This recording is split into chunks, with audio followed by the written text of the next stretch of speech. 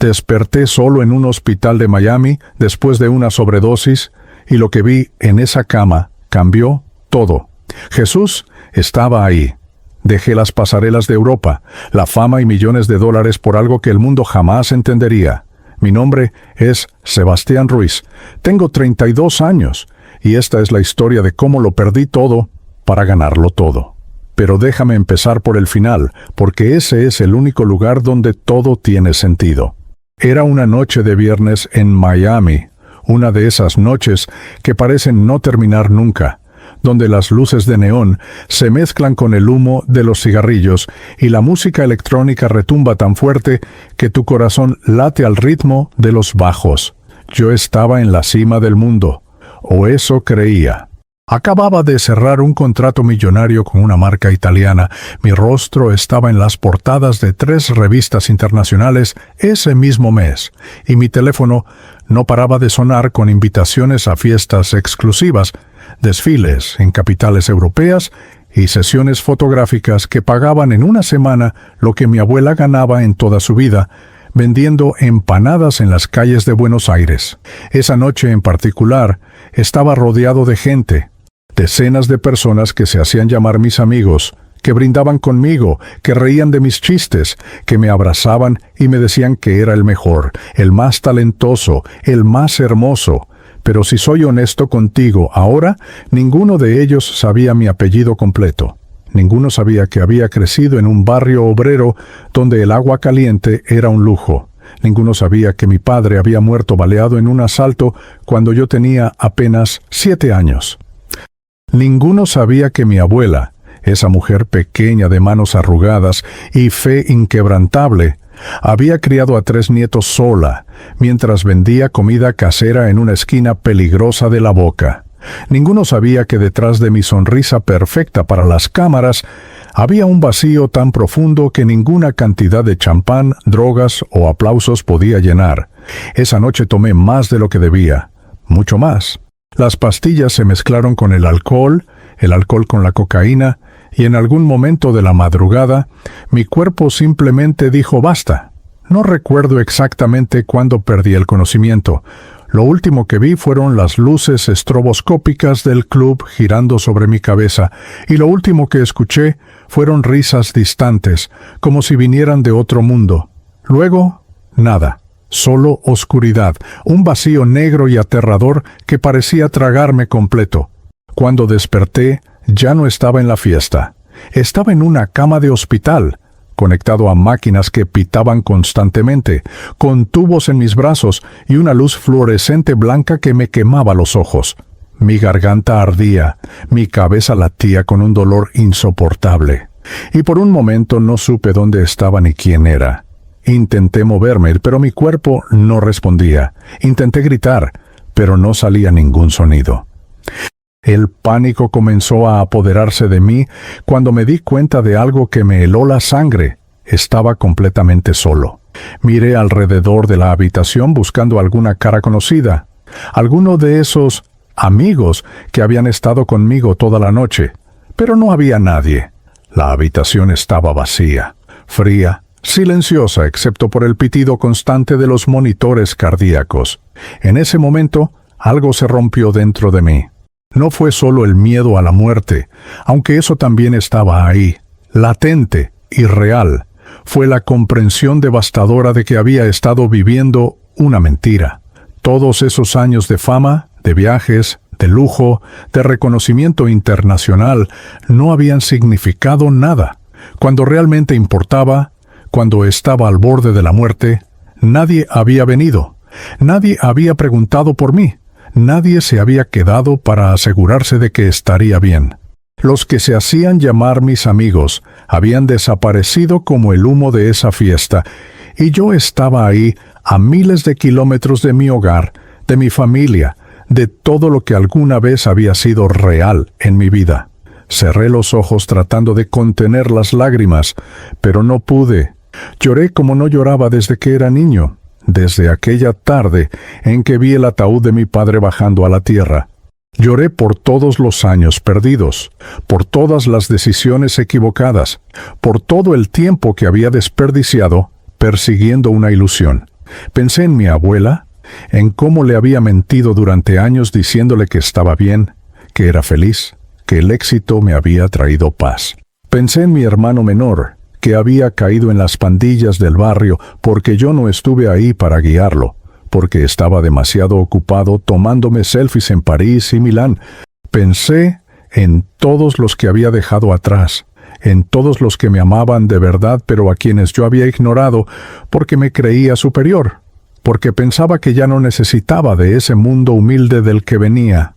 Y entonces, en medio de ese llanto desesperado, en medio de ese dolor que era mucho más que físico, algo pasó. Algo que jamás podré explicar completamente con palabras, pero que cambió mi vida para siempre. La temperatura de la habitación cambió. No se volvió ni más fría ni más caliente, pero sentí una presencia tan real, tan tangible, tan poderosa que mi cuerpo entero se estremeció. Abrí los ojos esperando ver a una enfermera o a un doctor, pero no había nadie visible.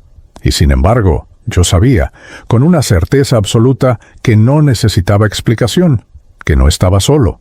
Sentí una paz que nunca antes había experimentado.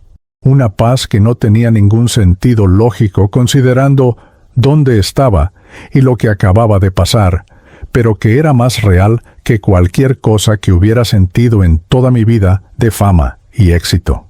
Era como si alguien me estuviera abrazando, pero no con brazos físicos, sino con algo mucho más profundo, mucho más íntimo. Y en medio de esa paz inexplicable, escuché algo.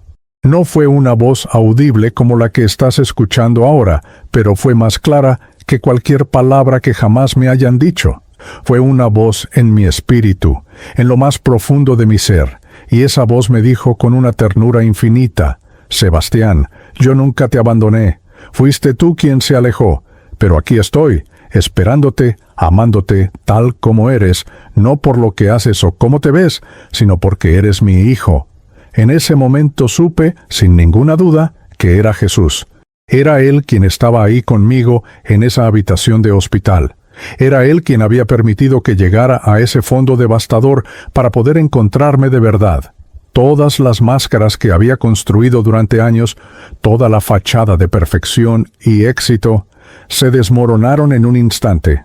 Ya no era Sebastián Ruiz el modelo internacional, el ícono latino de las pasarelas europeas, el que salía en las revistas y tenía miles de seguidores. Era simplemente Sebastián, el niño del barrio obrero de Buenos Aires, que había perdido a su padre, que había sido criado por una abuela devota, que había huido de su identidad buscando aceptación en los lugares equivocados, que había construido un imperio de mentiras sobre un fundamento de dolor y vacío. Lloré otra vez, pero esta vez fueron lágrimas diferentes. Eran lágrimas de alivio, de liberación, de comprensión. Por primera vez en más de 10 años sentí que alguien me veía realmente. No mi cuerpo perfecto que había sido moldeado en gimnasios caros, no mi rostro que había sido retocado en miles de fotografías, no mi personaje público que sonreía para las cámaras. Me veía a mí, al Sebastián real, con todos mis errores, con todas mis heridas, con todos mis secretos, y aún así me amaba. Me amaba con un amor que no pedía nada a cambio, que no dependía de mi apariencia o de mis logros, que no cambiaría si perdía todo lo que el mundo consideraba valioso. Ahí, en esa cama de hospital en Miami, rodeado de máquinas y tubos, abandonado por todos los que creía mis amigos, experimenté lo que cambiaría el curso de mi vida para siempre. Acepté a Cristo. No fue una decisión intelectual o una fórmula religiosa que repetí. Fue un encuentro real, sobrenatural, con el único que nunca me había abandonado, aunque yo lo había ignorado durante años. Fue el momento donde entendí que todo lo que había buscado en las pasarelas, en las fiestas, en las relaciones tóxicas, en las drogas y en los aplausos, ya lo tenía disponible todo el tiempo en Él. Amor verdadero, aceptación incondicional, propósito real, paz que sobrepasa todo entendimiento. Esa noche en el hospital fue el final de una vida y el comienzo de otra. El final de Sebastián el modelo y el comienzo de Sebastián el hijo amado de Dios. Y aunque no sabía entonces todo lo que vendría después, aunque no entendía todavía el precio que tendría que pagar por esta decisión. Supe con absoluta certeza que nunca más volvería atrás, porque cuando experimentas el amor real, todo lo demás se vuelve una pálida imitación, y yo había probado lo real. Para entender cómo llegué a esa cama de hospital en Miami, tengo que llevarte conmigo al lugar donde todo comenzó, a las calles empedradas y peligrosas del barrio La Boca, en Buenos Aires, Argentina, donde crecí en una casa pequeña de chapa y madera que temblaba cada vez que pasaba un camión por la avenida principal. Era una casa humilde, con apenas 2 habitaciones donde dormíamos 5 personas apretados, con un baño que compartíamos y que a veces no tenía agua corriente, con paredes tan delgadas que podías escuchar las conversaciones de los vecinos y las peleas callejeras que ocurrían casi todas las noches. Mi infancia no fue como la de los otros chicos que luego conocí en el mundo de la moda, esos que habían crecido en barrios seguros, con padres profesionales, que habían ido a colegios privados y que hablaban 3 idiomas. Mi infancia estuvo marcada por la violencia, por la pobreza extrema y por una tragedia que cambiaría todo para siempre. Tenía apenas 7 años cuando escuché los gritos de mi madre desde la calle. Era un sábado por la tarde. Recuerdo que estaba jugando con unas canicas en el patio trasero cuando el mundo se detuvo. Mi padre, Carlos Ruiz, un hombre trabajador que se levantaba antes del amanecer para trabajar en la construcción, había sido baleado en un asalto cuando volvía a casa con el pago de la semana. Los ladrones le quitaron todo y le dispararon de todos modos, dejándolo morir en una esquina mientras los vecinos miraban asustados desde sus ventanas, demasiado aterrados para intervenir.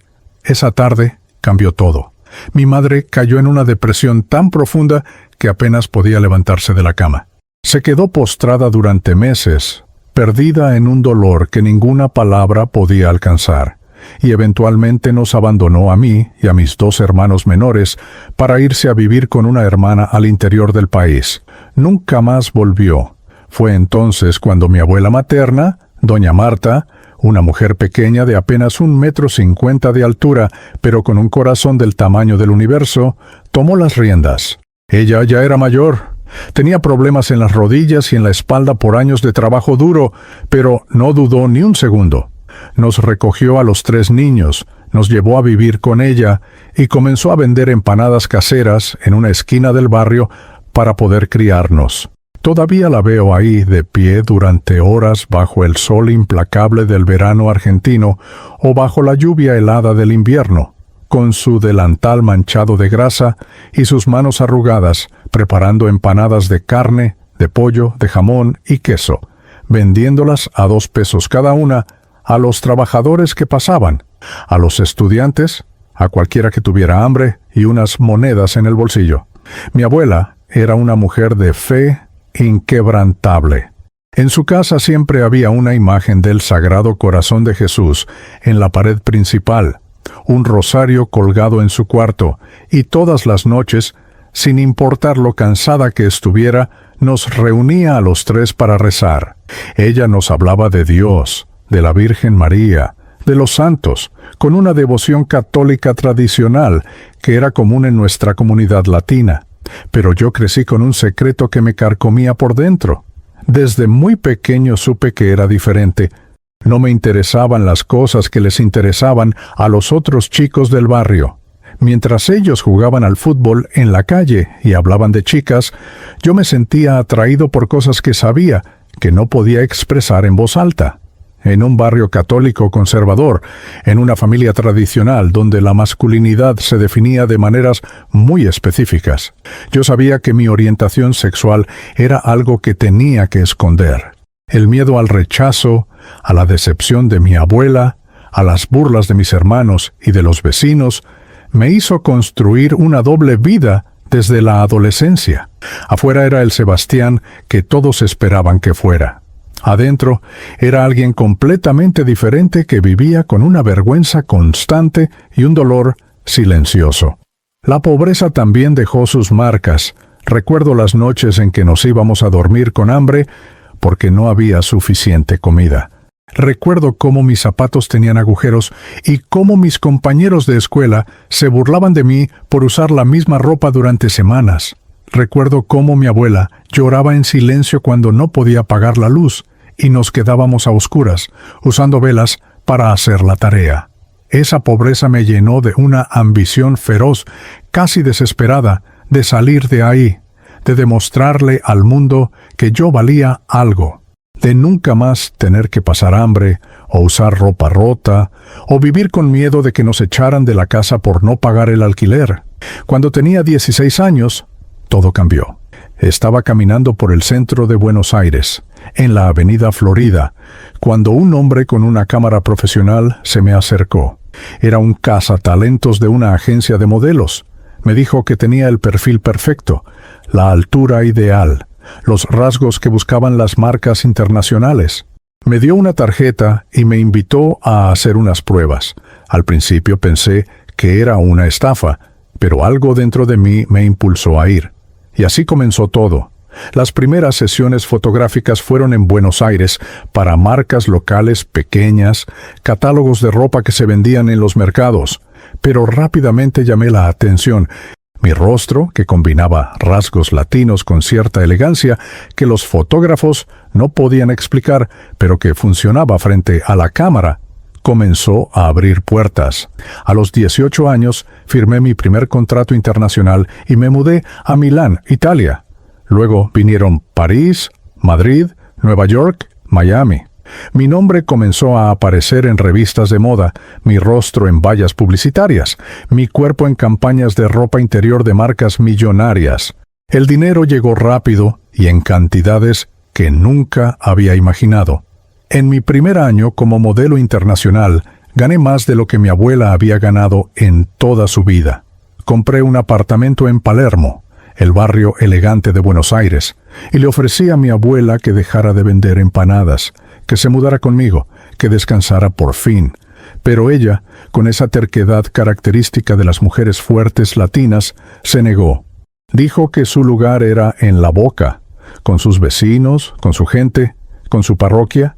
Aceptó que le pagara algunas cuentas, pero nada más. Yo interpreté su negativa como un rechazo, como si ella no valorara mi éxito, como si mi dinero, mi fama, no fueran suficientes para ella. Eso creó una distancia entre nosotros que se fue haciendo cada vez más grande. Dejé de visitarla tanto como antes. Mis llamadas telefónicas se hicieron menos frecuentes. Cuando hablábamos, yo le mentía, le decía que estaba feliz, que todo era perfecto, que el mundo de la moda era glamoroso y emocionante. Nunca le conté sobre las fiestas interminables donde las drogas circulaban libremente. Nunca le conté sobre las relaciones tóxicas que tenía, hombres que me usaban y me descartaban, que veían en mí solo un cuerpo atractivo, pero nunca a la persona real. Nunca le conté sobre la presión constante de mantener el físico perfecto, de no envejecer, de competir con modelos más jóvenes que llegaban cada temporada. Nunca le conté sobre la depresión que me atacaba en las noches cuando estaba solo en hoteles de 5 estrellas en ciudades extranjeras, rodeado de lujo, pero sintiéndome vacío por dentro. El mundo de la moda me dio reconocimiento global, pero me quitó mi identidad. Me convertí en un producto, en una imagen, en un rostro sin historia. Los diseñadores me vestían, los fotógrafos me posaban, los maquilladores me transformaban, pero nadie me preguntaba quién era realmente Sebastián Ruiz. Nadie quería saber del niño que había crecido en La Boca, que había perdido a su padre en un asalto, que había sido criado por una abuela vendedora de empanadas. Esa historia no era lo suficientemente glamorosa para las revistas. Así que aprendí a esconderla, a inventar una versión más aceptable de mí mismo, a mentir sobre mi origen. Y mientras yo vivía esa vida de mentiras doradas en Europa, mi familia se desmoronaba en Buenos Aires. Mi hermano menor, Matías, que tenía apenas 12 años cuando me fui, cayó en las pandillas del barrio. Sin una figura masculina que lo guiara, sin un hermano mayor que estuviera presente, buscó pertenencia en los lugares equivocados. Mi abuela me llamaba llorando, pidiéndome que volviera, que hablara con él, pero yo siempre tenía una excusa. Un desfile en París, una sesión fotográfica en Nueva York, un contrato que no podía romper. La verdad es que no quería volver. No quería enfrentar la realidad de lo que había dejado atrás. Era más fácil enviar dinero y pretender que eso resolvía todo. Mi abuela enfermó. Los doctores dijeron que era su corazón, pero yo sabía que era tristeza. La tristeza de ver a su nieto mayor convertirse en un extraño, la tristeza de ver a su nieto menor perderse en las calles, la tristeza de una familia que se había fragmentado. Y yo, el exitoso, el famoso, el que salía en las portadas de revistas, no hice nada. Seguí con mi vida de fiestas, drogas, relaciones vacías y aplausos superficiales. Seguí huyendo de quien realmente era, construyendo máscaras cada vez más elaboradas, llenando el vacío con sustancias y experiencias que solo lo hacían más profundo. Acepté a Cristo años después, pero en esos momentos estaba más perdido que nunca, aunque pareciera que lo tenía todo. La noche que cambió todo comenzó como cualquier otra noche en mi vida de entonces. Era viernes. Acababa de terminar una sesión fotográfica agotadora en South Beach para una campaña de verano de una marca italiana, y mi teléfono ya estaba explotando con invitaciones a fiestas exclusivas por toda Miami. Había una en particular, organizada por un empresario millonario en su mansión frente al mar, donde se rumoreaba que estarían celebridades de Hollywood, modelos internacionales y productores de música. El tipo de evento donde el champán costaba $1,000 la botella y donde las drogas circulaban tan libremente como los canapés. Pero esa tarde, antes de prepararme para la fiesta, recibí una llamada que no quería contestar. Era mi abuela. Hacía casi 3 semanas que no hablaba con ella, ocupado con desfiles y sesiones fotográficas que usaba como excusa para evitar enfrentar lo que estaba pasando en casa. Dudé antes de contestar, pero algo me hizo presionar el botón verde. Su voz sonaba más débil que la última vez, más cansada, más pequeña. Me dijo que estaba en el hospital, que los doctores habían encontrado una arritmia grave en su corazón y querían hacerle más pruebas. Me pidió, con esa voz temblorosa que me partía el alma, que por favor volviera a Buenos Aires aunque fuera por unos días, que necesitaba verme, que tenía miedo. Y yo, Dios me perdone, le dije que no podía. Le dije que tenía compromisos laborales muy importantes, contratos millonarios que no podía romper, responsabilidades profesionales. Le prometí que le enviaría dinero para los mejores doctores privados, que me aseguraría de que tuviera la mejor atención médica, pero no le dije que la amaba, no le dije que lo sentía, no le dije que volvería pronto. Colgué el teléfono con las manos temblando, sintiendo un peso enorme en el pecho, pero inmediatamente me tomé 2 pastillas de ansiolítico para calmar esa sensación incómoda que me estaba arruinando el día. Luego me llegó un mensaje de mi hermana mayor, Carolina, que también vivía en Buenos Aires y trabajaba como enfermera en un hospital público. El mensaje era corto, pero devastador. Matías está detenido otra vez. Lo agarraron con la pandilla de la esquina después de un robo. La abuela está destrozada. ¿Cuándo vas a volver y hacer algo por esta familia? Leí el mensaje 3 veces. Mi hermano menor, que tenía ahora 19 años, estaba metido hasta el cuello en las calles. Había pasado de ser un niño inocente que jugaba al fútbol en el barrio a convertirse en uno más de los que mi abuela rezaba por las noches, temiendo que terminara muerto en una esquina como nuestro padre. Bloqueé el número de Carolina. No quería saber más, no quería sentir más. Tomé otra pastilla, luego otra, y me serví un whisky aunque todavía no eran las 6 de la tarde. Me miré al espejo del baño de ese hotel de lujo donde me hospedaba, con su mármol importado y sus amenities de diseñador, y por un momento no reconocí al hombre que me devolvía la mirada.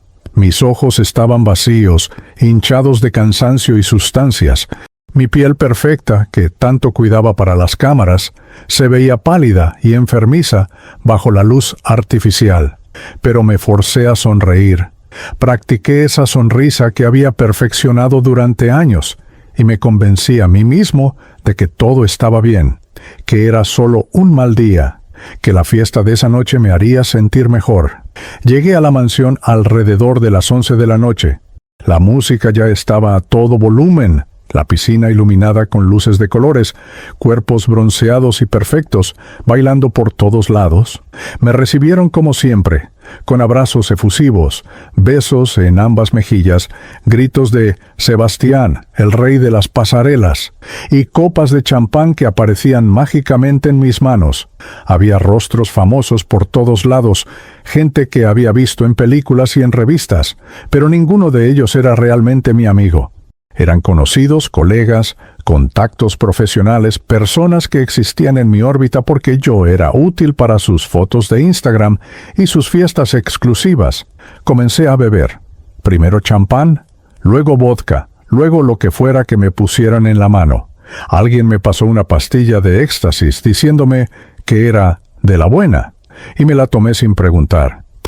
Luego vinieron las rayas de cocaína en el baño de mármol, compartidas con un actor de telenovelas venezolano que me contaba chistes que no entendía porque mi cabeza ya estaba dando vueltas. La música se volvió más fuerte, los colores más brillantes, todo se movía en cámara lenta y a la vez demasiado rápido. En algún momento de la madrugada, terminé en uno de los cuartos de la mansión con un grupo de personas que apenas conocía. Alguien sacó más drogas, pastillas de colores que nunca había visto antes, y en mi estado alterado tomé varias sin pensarlo. Quería dejar de sentir, quería que ese peso en el pecho desapareciera. Quería olvidarme de la voz débil de mi abuela en el teléfono, del mensaje de mi hermana sobre Matías detenido, de la realidad de que mi familia se estaba desmoronando mientras yo fingía tener una vida perfecta a miles de kilómetros de distancia. Pero entonces mi cuerpo comenzó a reaccionar de forma extraña. Mi corazón empezó a latir demasiado rápido, tan rápido que sentía que se iba a salir de mi pecho. Mis manos comenzaron a temblar incontrolablemente.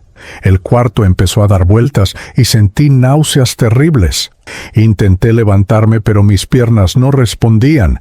Intenté pedir ayuda, pero las palabras no salían de mi boca correctamente. Vi las caras de las personas a mi alrededor, mirándome con una mezcla de curiosidad y molestia, como si yo estuviera arruinando su diversión. Alguien dijo: «Está teniendo un mal viaje, déjenlo que se le pase». Nadie llamó a una ambulancia, nadie se quedó conmigo. Lo siguiente que recuerdo es estar tirado en el piso, vomitando, con el corazón latiéndome tan rápido que pensé que iba a explotar. Escuché voces lejanas diciendo: «Hay que sacarlo de aquí antes de que arruine la fiesta», y alguien llame a un Uber. Sentí que me levantaban, que me arrastraban por un pasillo, que me dejaban en algún lugar. Luego perdí completamente el conocimiento. La oscuridad me tragó completo, y honestamente, en ese momento, pensé que estaba muriendo. Pensé que esa era mi última noche en la tierra. Y lo más aterrador no era la muerte en sí, sino darme cuenta de que nadie iba a llorar por mí de verdad. Nadie iba a extrañar al Sebastián real, porque nadie lo conocía. Desperté en el hospital horas después, no sé cuántas exactamente. Un guardia de seguridad de la mansión me había encontrado inconsciente en el jardín y finalmente había llamado a emergencias. Los paramédicos me dijeron después que había tenido una sobredosis severa, que mi corazón casi se había detenido 2 veces en la ambulancia, que había estado a minutos de morir. Me hicieron un lavado de estómago. Me pusieron suero, me conectaron a máquinas y eventualmente me dejaron solo en esa habitación de hospital donde ahora estaba despertando. Tomé mi teléfono con manos temblorosas y vi docenas de notificaciones, pero ninguna de las personas de la fiesta había preguntado por mí. Ninguno de mis amigos del mundo de la moda había enviado un mensaje. Ninguno de los que habían brindado conmigo, que habían reído de mis chistes, que se habían tomado selfies conmigo horas antes, se había molestado en verificar si estaba vivo.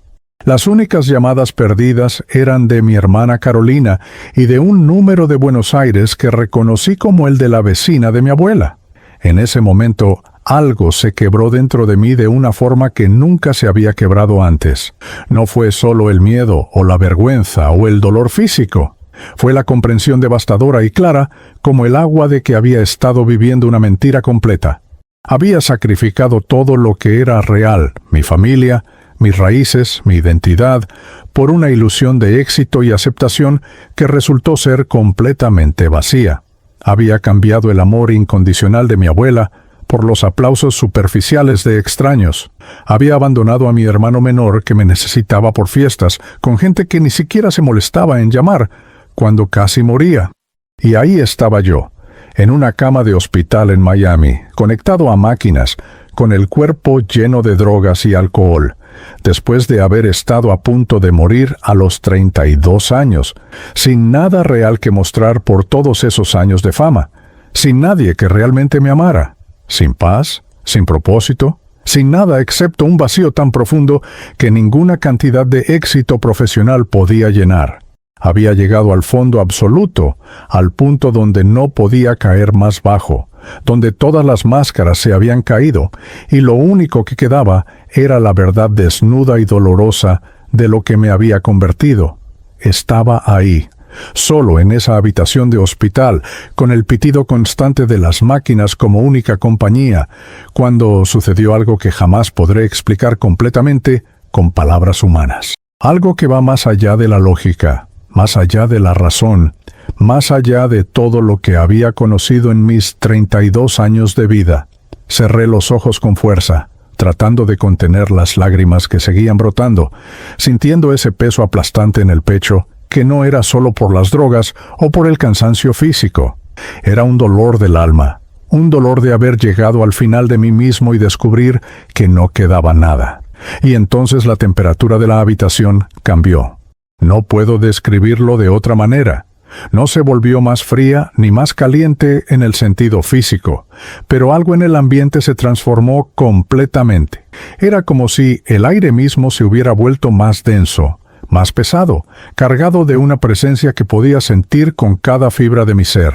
Abrí los ojos esperando ver a alguien, una enfermera, un doctor, alguien que hubiera entrado a la habitación, pero no había nadie visible. La puerta seguía cerrada. Estaba completamente solo, o eso parecía a simple vista, pero yo sabía, con una certeza que no necesitaba confirmación externa, que había alguien más ahí conmigo. Una presencia tan real, tan tangible, tan poderosa que mi cuerpo entero comenzó a temblar. No era miedo lo que sentía, aunque debería haberlo sido considerando lo inexplicable de la situación. Era algo completamente diferente. Era como si cada célula de mi cuerpo reconociera a alguien, como si mi alma supiera exactamente quién estaba ahí, aunque mi mente racional intentara negarlo. Mi corazón, que había estado latiendo de forma irregular por las drogas, comenzó a calmarse. El dolor en mi pecho, que había sido insoportable, empezó a disminuir, y entonces sentí algo que nunca antes había experimentado en toda mi vida. Una paz. Pero no era una paz normal. No era la ausencia de problemas o la calma después de una tormenta. Era una paz sobrenatural. Una paz que no tenía ningún sentido lógico considerando dónde estaba y lo que acababa de pasar. Era una paz que llenaba cada espacio vacío dentro de mí, cada rincón oscuro de mi alma, cada herida que había estado sangrando durante años. Fue entonces cuando lo vi.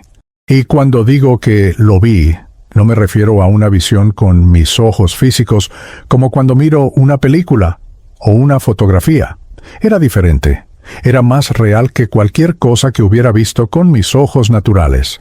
Era como si una dimensión completamente nueva se hubiera abierto frente a mí, como si un velo invisible se hubiera corrido y pudiera ver lo que siempre había estado ahí, pero que nunca había podido percibir. Vi una luz, pero no era como la luz del sol o de una lámpara.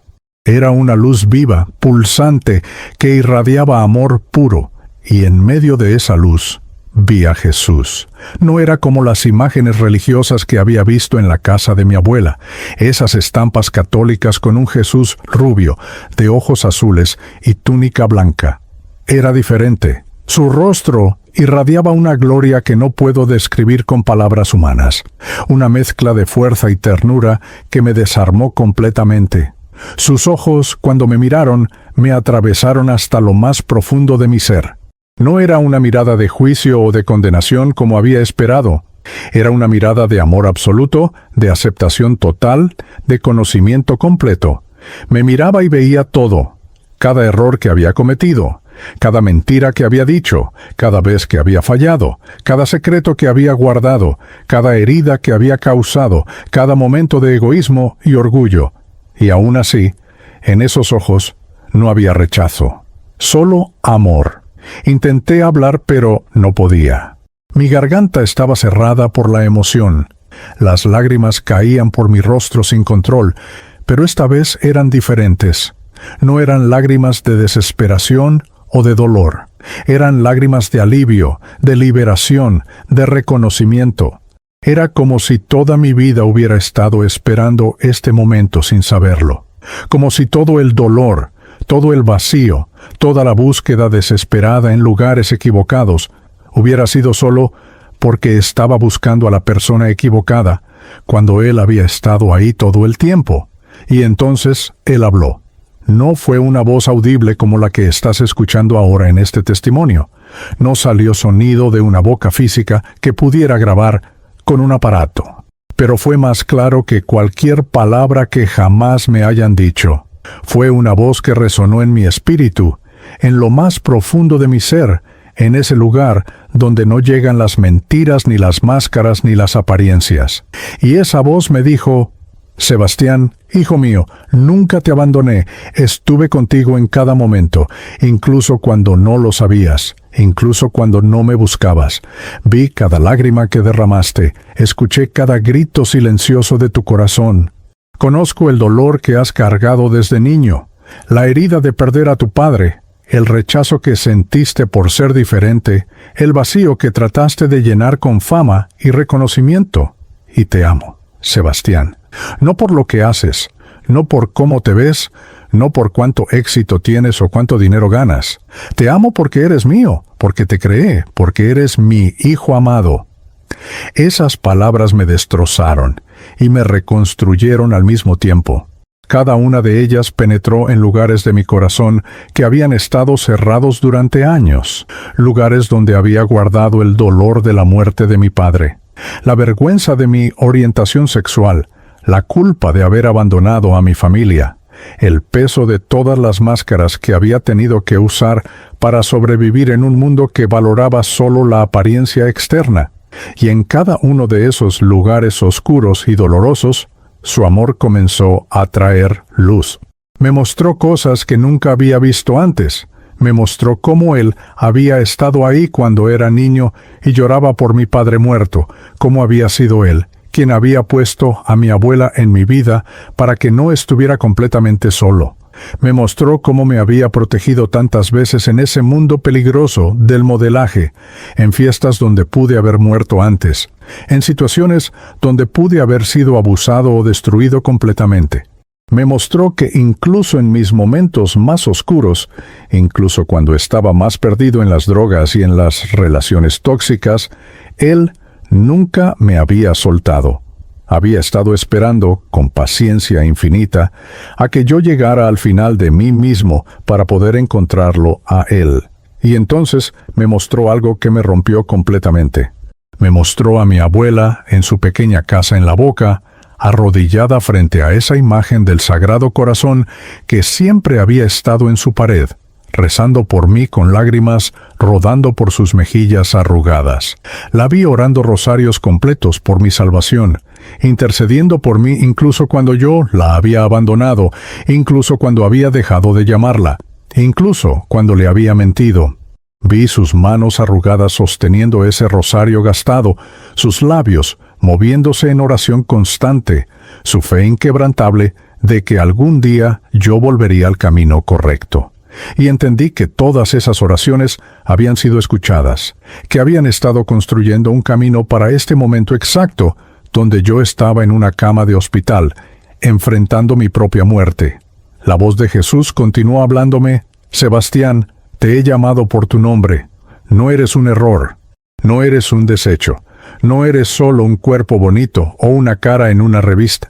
Eres mi hijo amado, creado con propósito, diseñado con un plan específico que va mucho más allá de las pasarelas y los aplausos. He visto tu sufrimiento y quiero sanarte. He visto tu soledad y quiero llenarte. He visto tu búsqueda desesperada de amor en todos los lugares equivocados y quiero mostrarte que el amor que has estado buscando siempre estuvo aquí, en mí, esperándote. Sentí sus manos, aunque no eran manos físicas, tocando mi corazón. Y cuando lo hizo, algo comenzó a romperse dentro de mí. Todas las capas de protección que había construido durante años, todas las máscaras que había usado para esconder mi verdadero yo, todas las mentiras que me había dicho a mí mismo para justificar mis decisiones, todo comenzó a desmoronarse. Y en lugar de sentir más vacío, sentí llenura. En lugar de sentir más dolor, sentí sanidad. En lugar de sentir más rechazo, sentí la aceptación más profunda que jamás había experimentado. Fue en ese momento, en medio de esa experiencia sobrenatural que estaba cambiando cada fibra de mi ser, que tomé la decisión más importante de mi vida. Con una voz quebrada por la emoción, con lágrimas empapando mi rostro, con un corazón que finalmente se había rendido completamente, susurré: Jesús, te necesito. No puedo seguir así. He intentado llenar este vacío con todo lo que el mundo ofrece y nada ha funcionado. He buscado amor en lugares donde solo encontré dolor. He perseguido el éxito y la fama y me han dejado más vacío que antes. Te acepto. Acepto tu amor, tu perdón, tu gracia. Acepté a Cristo en ese momento, sin reservas, sin condiciones, con todo lo que quedaba de mí. Toma mi vida y hazla nueva. No sé cómo será mi futuro, pero sé que quiero que estés en él. Quiero conocerte de verdad, no solo como una religión o una tradición familiar, sino como alguien real, como el Dios vivo que acabas de revelarse a mí. La presencia de Jesús se intensificó aún más. Sentí como si me estuviera abrazando, como si cada parte rota de mí estuviera siendo sostenida por un amor que no dependía de nada que yo pudiera hacer o dejar de hacer. Cuando salí de ese hospital en Miami 3 días después, ya no era la misma persona que había entrado. Físicamente me veía igual, el mismo rostro que había aparecido en docenas de portadas de revistas, el mismo cuerpo que había desfilado en las pasarelas más importantes del mundo. Pero por dentro había ocurrido una revolución completa. Era como si hubiera muerto y resucitado, como si el Sebastián que había vivido durante más de 10 años persiguiendo fama y reconocimiento se hubiera quedado en esa cama de hospital, y un nuevo Sebastián, uno que finalmente conocía su verdadera identidad, hubiera nacido. La primera decisión que tomé fue cancelar todos mis compromisos profesionales. Llamé a mi agente en Milán, un hombre que había manejado mi carrera durante 8 años, y le dije que renunciaba. Él pensó que estaba bromeando o que todavía estaba bajo los efectos de las drogas. Me ofreció más dinero, mejores contratos. Me recordó las oportunidades que estaba dejando pasar, los millones de dólares que estaba rechazando. Pero yo ya no hablaba ese idioma.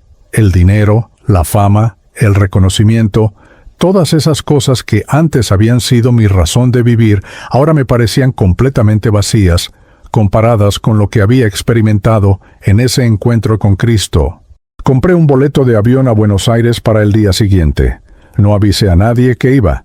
Quería llegar sin anuncios, sin preparación, sin darle a mi familia tiempo de crear expectativas. Durante todo el vuelo de 11 horas, no pude dormir. Pasé el tiempo orando, algo que no había hecho genuinamente en años, hablando con Dios como si hablara con alguien real que estaba sentado a mi lado. Le pedí perdón por todos los años desperdiciados, por haber ignorado las oraciones de mi abuela, por haber abandonado a mis hermanos cuando más me necesitaban, y sentí, con esa misma claridad que había sentido en el hospital, que Él me escuchaba y que me había perdonado completamente. Llegué a Buenos Aires un martes por la mañana. Tomé un taxi directo desde el aeropuerto a La Boca, al barrio donde había crecido, y del cual había huido como si fuera algo de lo que avergonzarse. Mientras el taxi atravesaba las calles de mi ciudad, vi todo con ojos nuevos. Las casas de chapa pintadas de colores brillantes, los vendedores ambulantes gritando sus productos, los niños jugando al fútbol en las calles empedradas, las abuelas sentadas en las puertas de sus casas tomando mate. Todo lo que antes había visto como pobreza y atraso, ahora lo veía como autenticidad y comunidad. Aquí la gente era real. Aquí no había máscaras ni pretensiones. Aquí estaban mis raíces, mi identidad verdadera. Cuando llegué a la casa de mi abuela, me quedé parado frente a la puerta durante varios minutos. Tenía miedo de tocar, miedo de ver la decepción en sus ojos, miedo de enfrentar todo el daño que había causado con mi ausencia. Pero finalmente reuní el valor y toqué. Escuché pasos lentos acercándose, esos pasos que conocía tan bien. Y cuando la puerta se abrió, ahí estaba ella. Mi abuela Marta, más pequeña de lo que recordaba, más frágil, con más arrugas en su rostro y más canas en su cabello, pero con esos mismos ojos llenos de amor incondicional que me habían visto crecer. No dijo nada por unos segundos, solo me miró como si no pudiera creer que realmente era yo. Y entonces sus ojos se llenaron de lágrimas, sus manos temblaron, y antes de que pudiera decir palabra alguna, me abrazó con una fuerza que no esperaba de alguien tan pequeño y aparentemente frágil. Me abrazó y comenzó a llorar. Y yo también comencé a llorar, ahí en la puerta de esa casa humilde, donde había pasado mi infancia, donde había aprendido a rezar, donde había escuchado historias de Jesús de los labios de esta mujer que nunca había dejado de creer en mí, aunque yo la había abandonado. Mis oraciones fueron escuchadas, susurró ella entre sollozos. Sabía que Dios te traería de vuelta. Nunca dejé de pedirle, nunca dejé de creer. Y en ese momento entendí el poder de la intercesión, el poder de una abuela que ora sin cesar por sus nietos, el poder de una fe que no se rinde aunque todo parezca perdido. Ella había construido un puente espiritual con sus rosarios y sus lágrimas, un puente que finalmente me había traído de vuelta a casa. Entramos a la casa y me senté en esa mesa de madera gastada donde habíamos comido tantas veces cuando era niño. Le conté todo. No me guardé nada. Le hablé de las fiestas, de las drogas, de la sobredosis, de la cama del hospital. Le hablé del vacío que había sentido a pesar del éxito, de cómo había estado perdido buscando amor en todos los lugares equivocados. Y luego le conté sobre el encuentro con Jesús, sobre cómo Él se me había revelado en ese cuarto de hospital, sobre cómo había sentido su presencia real y su amor incondicional. Le dije que había acepté a Cristo de verdad, no como una tradición religiosa, sino como una rendición completa de mi vida. Mi abuela lloró otra vez, pero esta vez eran lágrimas de gozo puro. Tomó mis manos entre las suyas, esas manos arrugadas que habían preparado miles de empanadas para criarnos, y rezó conmigo. Pero su oración fue diferente esta vez. No era una oración pidiéndole a Dios que me trajera de vuelta o que me salvara. Era una oración de agradecimiento, una oración de alabanza, una oración reconociendo que el milagro que había estado pidiendo durante años finalmente había ocurrido. Los siguientes días fueron intensos. Tuve que enfrentar a mis hermanos. Carolina, mi hermana mayor, se mostró escéptica al principio. Me dijo que había escuchado mis promesas antes, que había visto mis intentos superficiales de estar presente, que duraban apenas unas semanas antes de que volviera a desaparecer en mi mundo de fama. Le pedí perdón de rodillas, literalmente, de rodillas en esa misma sala, por no haber estado ahí cuando ella más me necesitaba, por haberla dejado sola cargando el peso de cuidar a la abuela y preocuparse por Matías. Matías fue más difícil. Mi hermano menor, que ahora tenía 19 años, me miró con una mezcla de resentimiento y dolor cuando finalmente lo vi. Estaba diferente, más duro, con tatuajes en los brazos y una mirada que había visto demasiado para su edad. «¿Ahora sí tienes tiempo para mí?», me dijo con sarcasmo. «¿Ya te cansaste de ser famoso y vienes a jugar al hermano mayor?». Sus palabras me dolieron porque eran ciertas. Había estado ausente en los años más críticos de su vida, cuando un niño se convierte en hombre y necesita guía desesperadamente. No traté de justificarme, solo le dije la verdad. Le conté que había estado perdido, que había sido un cobarde al huir de mis responsabilidades, que lo sentía profundamente. Le dije que no esperaba que me perdonara inmediatamente, que entendía su enojo y su dolor, pero también le conté sobre mi encuentro con Cristo, sobre cómo mi vida había cambiado radicalmente, y le prometí que esta vez era diferente, que esta vez no iba a desaparecer. Y aunque él no me creyó al principio, con el tiempo, al verme quedarme día tras día, semana tras semana, viviendo en La Boca otra vez, sirviendo en una iglesia evangélica local, su corazón comenzó a ablandarse. Porque eso fue lo que hice. Me quedé. Rechacé todas las ofertas que seguían llegando de agencias de modelaje, de marcas que querían trabajar conmigo, de oportunidades que habrían significado más dinero y más fama. El mundo del espectáculo no entendía mi decisión. Algunos pensaron que estaba teniendo una crisis nerviosa. Otros dijeron que estaba arruinando mi carrera en su mejor momento. Las críticas vinieron de todos lados, especialmente de aquellos que me habían aplaudido cuando estaba en la cima, pero que ahora me veían como un loco por dejarlo todo. Pero yo había encontrado algo mucho más valioso que cualquier contrato millonario. Había encontrado paz verdadera, había encontrado propósito real. Me uní a una iglesia evangélica en el barrio, una congregación pequeña que se reunía en un local alquilado cerca del estadio de Boca Juniors. Ahí comencé a servir, primero simplemente ayudando a organizar las sillas y a limpiar después de los servicios, luego compartiendo mi testimonio con los jóvenes que llegaban. Mi historia resonaba especialmente con aquellos que, como yo había estado, buscaban aceptación y amor en lugares equivocados. Hoy, 2 años después de aquella noche en Miami, mi vida es completamente diferente. Vivo en una habitación pequeña en la casa de mi abuela. Duermo en la misma cama donde dormía cuando era adolescente. Trabajo en la iglesia ayudando a jóvenes que están atrapados en drogas, en pandillas, en la búsqueda desesperada de identidad. Uso mi testimonio para mostrarles que el amor que buscan no está en la fama, ni en el dinero, ni en las relaciones tóxicas, sino en Cristo. I was walking in the opposite direction, calling freedom what was fear. Every step away from you, still you were near.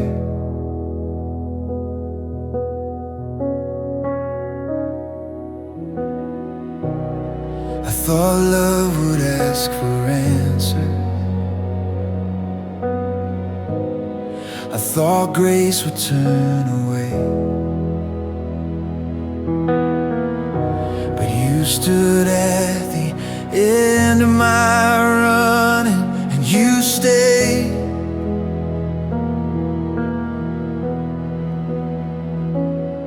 You didn't chase me with demands, you waited with open hands. There is love that waited for me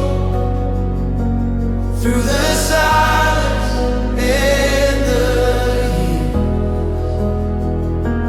There is love that waited for me through my doubt and through my fear.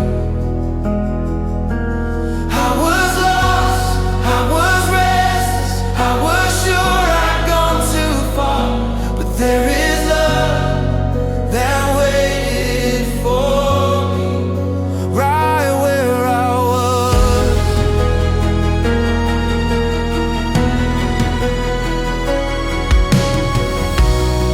I don't stand here by my choosing,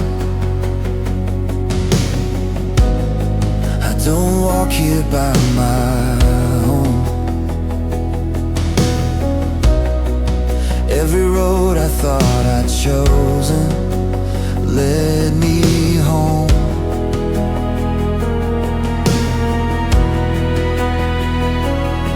You never force my fate. You just remain. There is love that waited for me through the silence and the year.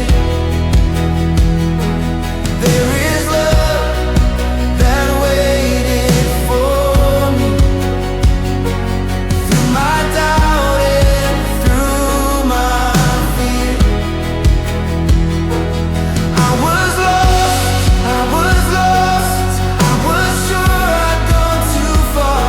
But there is love that waited for me right where I was. You didn't rush my healing, you didn't pull me in. You let my heart remember what grace feels like again. No shame, no blame, just open arms.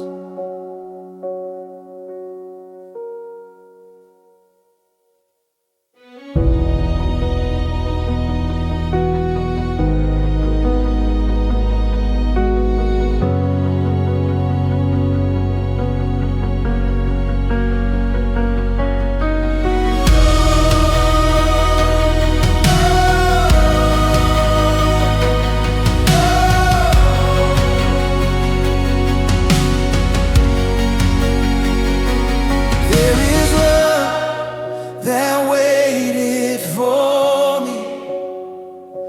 Now I finally understand. There is love that waited for me, not because I ran back fast.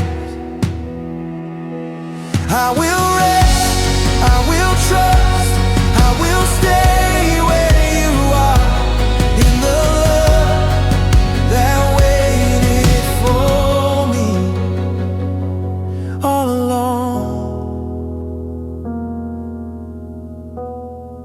You were always there.